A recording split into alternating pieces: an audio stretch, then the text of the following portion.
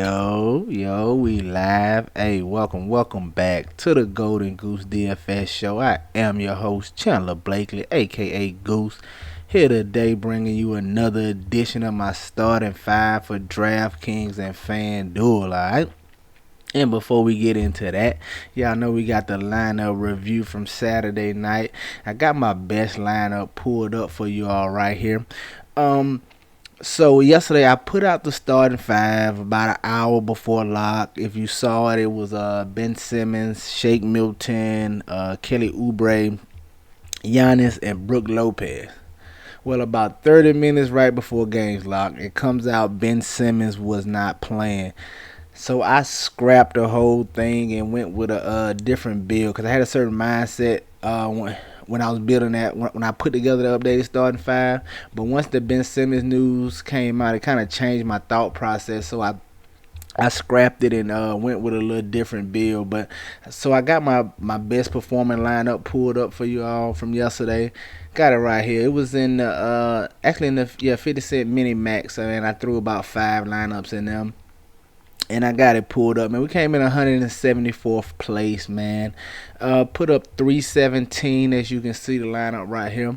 So let's get into the breakdown, man. With this lineup, I wanted to go a balanced build, as I figured that would allow me to get a little different because I knew everybody, well, I'm going to say everybody, but a lot of people were going Giannis and trying to build around Giannis. So I said just going a balanced build and getting away from Giannis ought to give me a different look from the field. And that's what happened here, man. It almost worked out for us. We needed a little bit more, man. But let's get right into it. At the top, came in with Jordan Poole and Shake Milton. We just wanted to stay. I like Shake Milton to begin with. As you heard, I had him and Ben Simmons in the original starting five. So once Ben Simmons was out, I knew I wanted to lock in Shake Milton.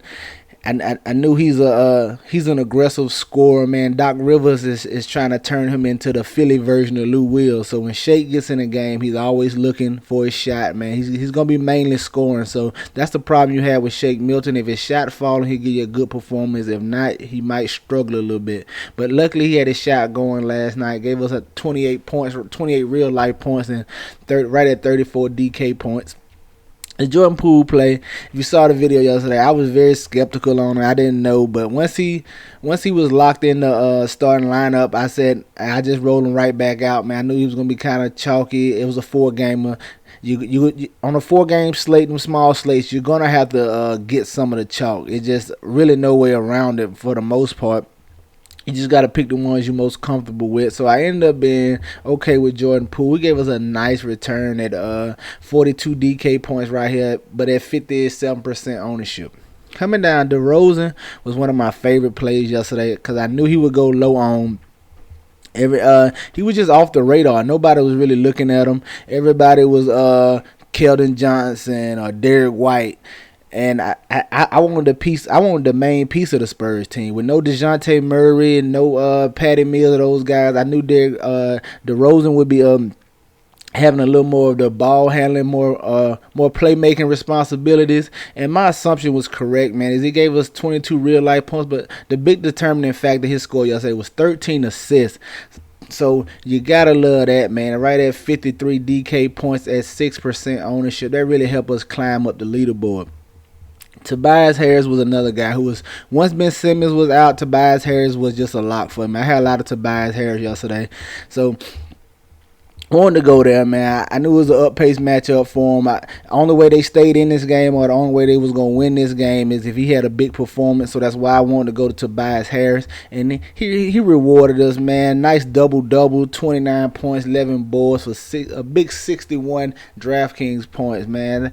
Highest score on the slate yesterday, actually. So that worked out well for us. Biyombo was my chance. The guy took a chance on my dice roll. Once we got that news, he was in the starting lineup. I just slotted him in because I knew I needed the salary savings as guys would be paying down to the guys from Philly like Maxey, like maybe some Thibault, things that Danny Green of that nature. I knew guys would be paying down and going Giannis, so I was gonna need at least one value piece. And I wanted to roll the dice with Biyombo because I knew nobody would be on him. And it was like I said, I was just taking a chance. Once he got to start, I knew he should be in line for at least 15 to 20 minutes, and hopefully at almost the bare minimum, he can get something done for us. He didn't do much, gave us 15 DK points. Really needed more from him to try to take this thing down. A better play would have been actually to get to Juan Toscano Anderson, as he came out of nowhere yesterday to be one of the best value plays on the slate. Then coming in at my other guard spot, Paul George, nice spot against Charlotte. I knew he was coming in a little ownership. I ain't expected to be this high, but 30% out of Paul George. It was a great price on him, great matchup. He had been struggling. I knew he wasn't going to continue to struggle, as he's a great offensive player and he could get it going. So he got us right here at 45 DK points. Very solid from him. And then finishing out the lineup, just trying to keep it as balanced as possible as guys I knew was going to get minutes. Wanted to stay in that Spurs game, get some Keldon Johnson. He came in at 25% ownership. I actually thought he would be a lot higher, especially after that big performance yesterday, but came back today. Very solid performance, man. Gave us 34 DK points. And then just finishing out at the bottom, I went with Danny Green, just trying to get another piece of that Philly game, as I knew Ben Simmons being out freed up a lot of usage. I figured nobody would want to go to Danny Green because it's Danny Green. He can easily fail you. But I just wanted to lock him in here because I knew I was confident in his minutes, and I knew he had done it before. So a lot of times in daily fantasy, that's all you need. A guy who's going to get the minutes. He's very up and down, but on a small game slate or 4-game slate like that, if you know a guy's getting the minutes and you know he has the capability of doing it, sometimes you can just lock him in, man. That's what I did with Danny Green here. He gave us a nice performance right at 33 DK points. So we finished with 317, 174th place, man. Almost to the top of the leaderboard. But let's see if we can't get back out there and get him today, all right? Let's go take a look at DraftKings, see what I got cooking for y'all. And while we doing that, please hit the subscribe button, man. Hit the like button. I'm here every day for you all, man. Dropping content. Here for your questions, whatever you want to know. Any questions about today's slate, any questions about daily fantasy in general, man, put in the comment section or ask on Twitter. I'll be sure to get back to you as soon as I get them, all right? Twitter's the best place to reach me because I get those alerts immediately. YouTube, I kind of have to come back in and check, so sometimes I see those a little later, all right? Coming in tomorrow at the top, man. Starting out with Shake Milton, man. Going right back to the well against this New York Knicks team. Like I said, I like Shake Milton in this spot, especially if Ben Simmons is out again. Keep an eye on that news. If Ben Simmons is out, he's going to definitely be a lock for me. Even if Ben Simmons plays, I still like Shake Milton because Seth Curry is out. So he could very well still get the start as shooting guard. Like I said, man, he looks to score. He looks for his shot. I like guys who are aggressive, especially at this price tag, when I know he should be in line for at least somewhere to 25 to 30 minutes, barring no foul trouble or the game stays close. I like Shake Milton as an aggressive scorer, especially if Ben Simmons is out. Get you some exposure to Shake Milton tomorrow, right? For today. Coming in as shooting guard, the guy I want to look at, CJ McCollum. At 7,300, slowly seeing his minutes tick up. He saw like 24 minutes the game before, 28 minutes last game. I'm hoping that's a good sign, and this game he'll see 32 minutes. And if we can get CJ McCollum at 32 minutes at this price tag, man, he could give us. He could be one of the top scorers on the slate, man. Before he got injured, man, you know CJ McCollum was playing lights out, man, playing at an all-star level, scoring at will. Hopefully we can get him back up to his old tricks. Like I said, and if he gets 32 plus minutes, I'm going to love him in this matchup against the Dallas Mavericks, man. Get you some CJ McCollum tomorrow, right? Coming in at small forward. Going with Kyle Kuzma, man. The Lakers are going to be the team du jour today. Everybody's going to go there with no LeBron. The trouble with that is you got to figure out who is going to be. So one of those guys, THT, Alex Caruso, KCP. One of those guys are going to have a relevant fantasy performance tomorrow. You just got to decipher who it's going to be. I'm going to go with the guy I know who's going to get the work, and that's Kyle Kuzma. No LeBron James, you're going to see green-lighted Kyle Kuzma. Kyle Kuzma is going to take 20-plus shots in this matchup, man, against the Suns. I know they're a tough defense, but like I said, Kuzma's gonna have the green light. I just need his shot to be falling. He's gonna take 20 to 25 shots in this one. He been rebounding well all year, so I'm expecting a nice double from Kuzma in this matchup at 6,600. You can't. I like the price tag on him. He's right in range. I'm not worried about the tough matchup against the Phoenix Suns because it's the NBA, man. Somebody's gonna have to play, and I'm going with Kyle Kuzma over here on DraftKings. I like him in this matchup against the Suns. Coming in at power forward, I want to take a look at Saddiq Bey. The last couple of games, man, he's been very aggressive, seeing close to 15 shots. If he's going to continue to be aggressive on the offensive end, especially today in this up-paced matchup against the Chicago Bulls, I definitely think he's worth taking a look at 5,600. You know his minutes secure. He's locked in. Should be at 30-plus minutes. I mean, barring a blowout or foul trouble as usual. I definitely want to take a look at him going against the Chicago Bulls team with that lackluster defense, all right? And then rounding out at center. Center tomorrow is a wasteland. Outside of Julius Randle, man, it's a bunch of guys that can do it for you and can let you down. I'm going to go with a little security here and go Jared Allen, man. We know he's locked in at 30-plus minutes. Expecting a nice double-double from him in this matchup right here against Toronto Raptors.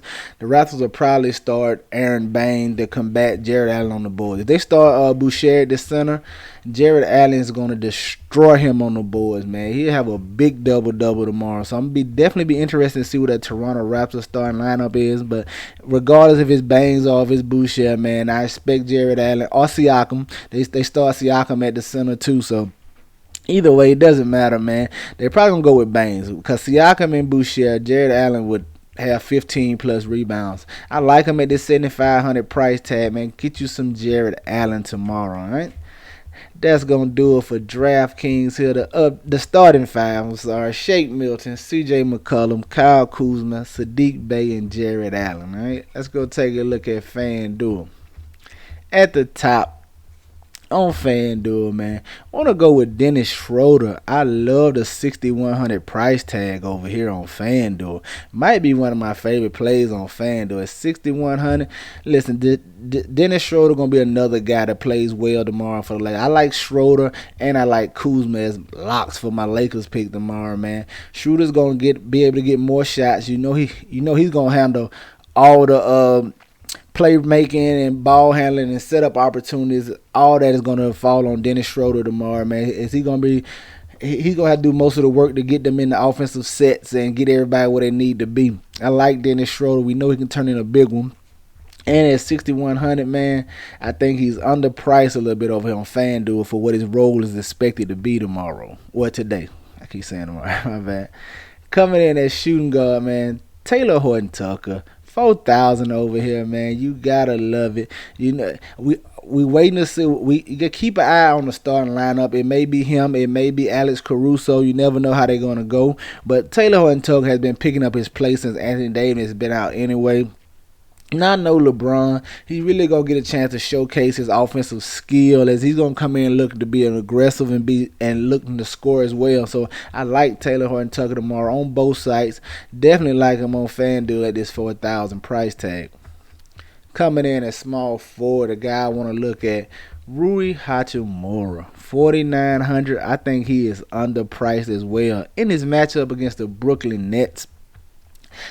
Over his last 4 games, outside that last one at Utah, which is Utah, it's a tough defense, Rui has been very solid, man, since coming back from the All-Star break. He's another guy who's being more aggressive on offense, looking to score, looking to find his shot, and that's really helping the Washington Wizards out, keeping them in games as they just trying to continue to piece together wins and try to put themselves in position to be in the postseason, man. I like Rui Hachimura, especially in this Brooklyn Nets matchup.